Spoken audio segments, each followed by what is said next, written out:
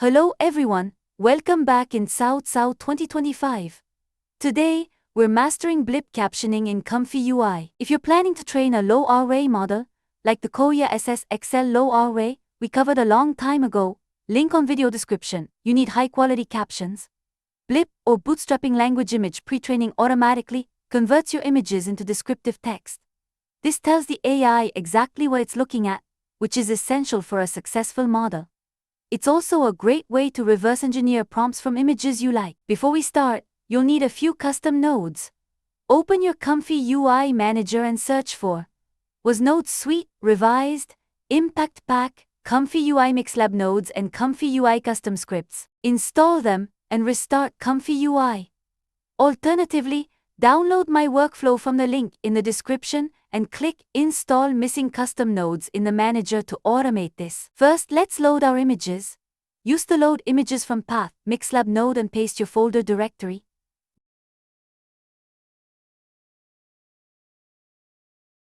Next, we need the brain of the operation. Add the BLIP Model Loader node. Leave it at default. ComfyUI will download the model automatically the first time you run it.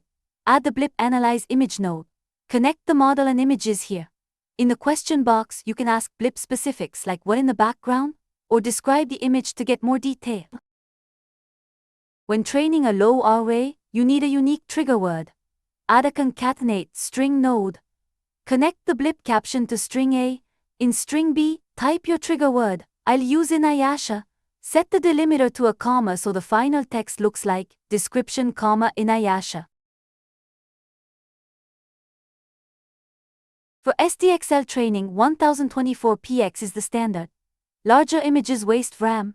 We'll build a logic gate to handle this. Get dimensions. Connect your images to an impact image info node. Add a comfy core int node and set it to 1024. Make sure coset control after generate fixed. Use a math expression node. Connect width to A, height to B, and the 1024 limit to C. Use this formula. This ensures that if the image is smaller than 1024, it stays the same, but if it's larger, it scales down proportionally. Plug the result into an upscale image by value node.